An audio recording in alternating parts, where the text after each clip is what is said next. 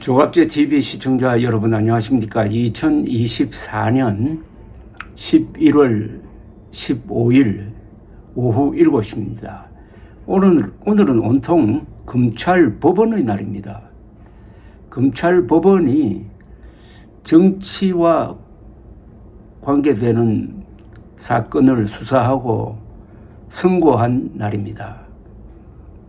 법원과 검찰이 정치에 손을 대는 것은 최소화해야 하는데 정치가 법을 자꾸 어기니까 이렇게 정치에 불가피하게 관여하게 되는 것입니다.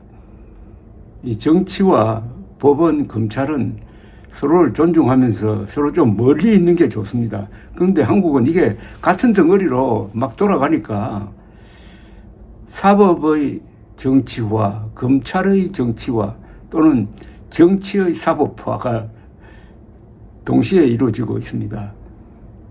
오늘 새벽에는 명태균, 김명선 두 사람에 대한 구속영장이 떨어졌다는 게 뉴스였고, 오후가 되니까 이재명 민주당 대표가 징역 1년에 집행유예 2년을 선고받은 게 또 큰 뉴스가 됐습니다. 오늘 새벽에 창원에서 법원이 명태균, 정치브로커 명태균 그리고 김명선 전 국민의힘 국회의원에 대한 구속영장을 실질심사해가지고 영장을 발부를 했는데, 이 구속영장 청구문에 적힌 두 사람의 이 범죄 혐의에 대해서 제가 기록을 구해가지고 한번 소개를 해드리려고 합니다. 우선 명태균 구속영장 청구서에는 이런 내용이 있습니다. 명태균 씨는 김명선 전 의원의 지역구 사무실 총괄본부장 출신인데, 검찰은 구속영장 청구서에서 이렇게 기술을 했습니다. 이 사건은 피의자 명태균입니다.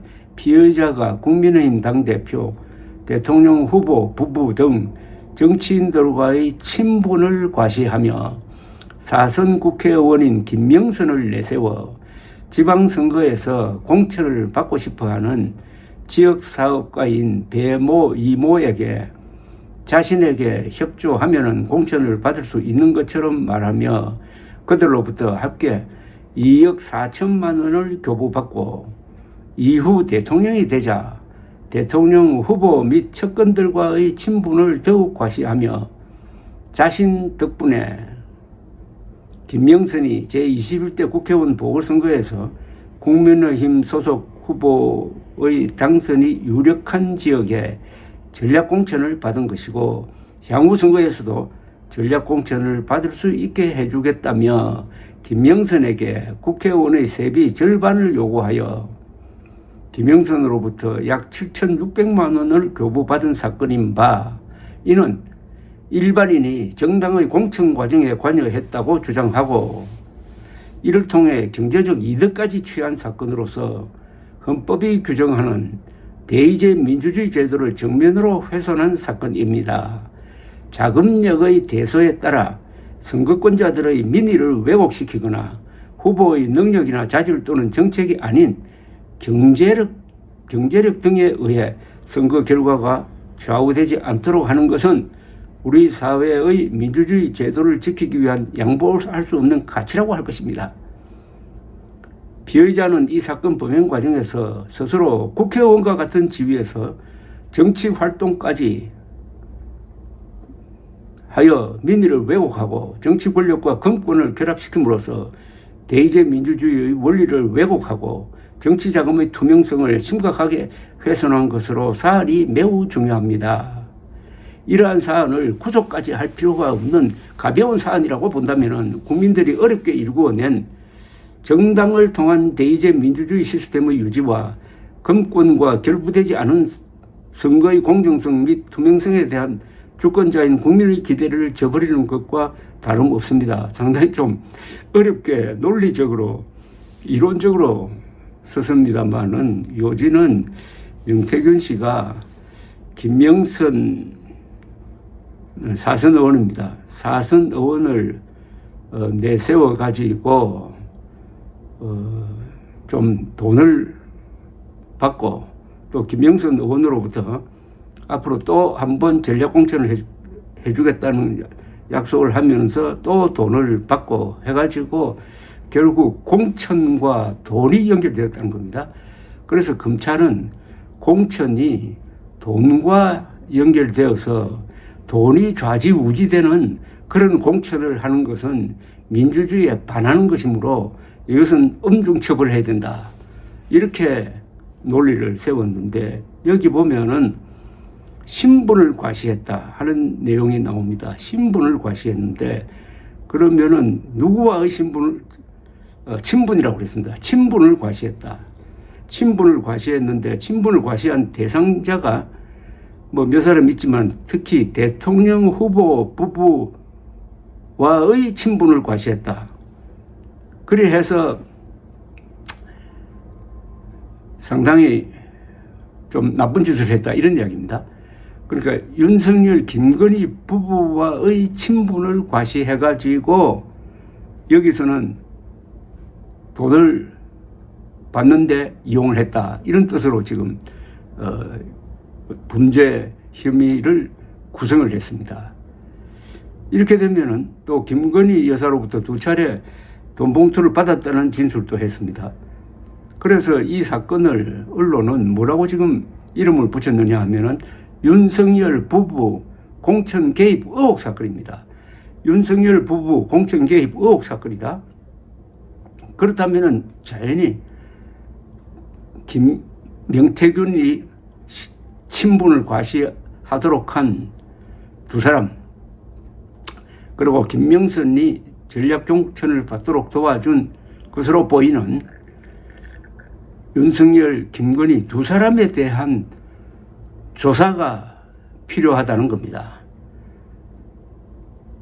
여기서 이 사건이 지금 검찰이 다루고 있는 이 사건이 얼마나 커질 것이냐 하는 거대한 지금 의문점 하나가 생겼습니다. 김건희, 윤석열 2사람을 부정한 또는 불법적인 공천 개입과 관련해 가지고 검찰이 조사를 하느냐 안 하느냐 이게 앞으로 또 쟁점이 될 것으로 보입니다. 그런데 이미 이런 식으로 영장 청구문을 작성을 했으니까 논리적으로는 그 조사는 반드시 해야 되는 것으로 지금 적혀 있습니다. 더구나 이것은 대의제 민주주의의 근본을 훼손하는 것이라고 아주 엄중하게 논리 구성을 하고 있습니다.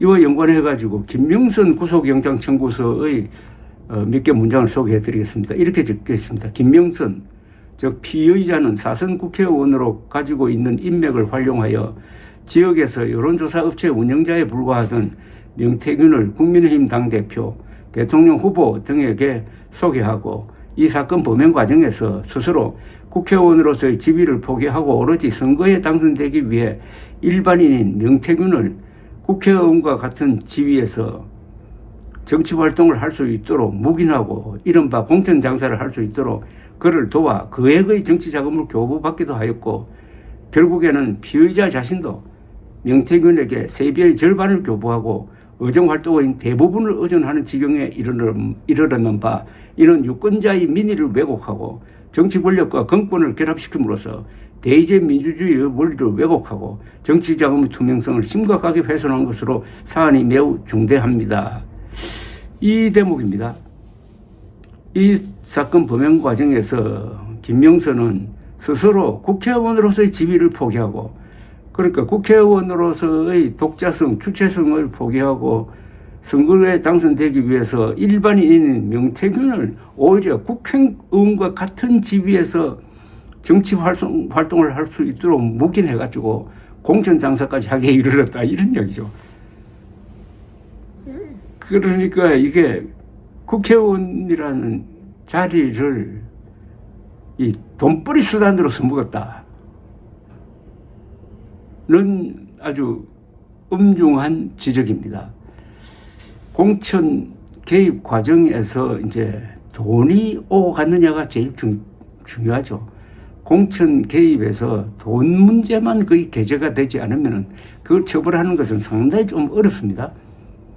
그러나 공천 개입 과정에서 또는 공천을 받은 그 대가로서 돈이 오고 갔다고 하면 이게 이제 범죄를 구성하는데, 어쨌든 검찰이 판을 좀 크게 벌린 느낌입니다.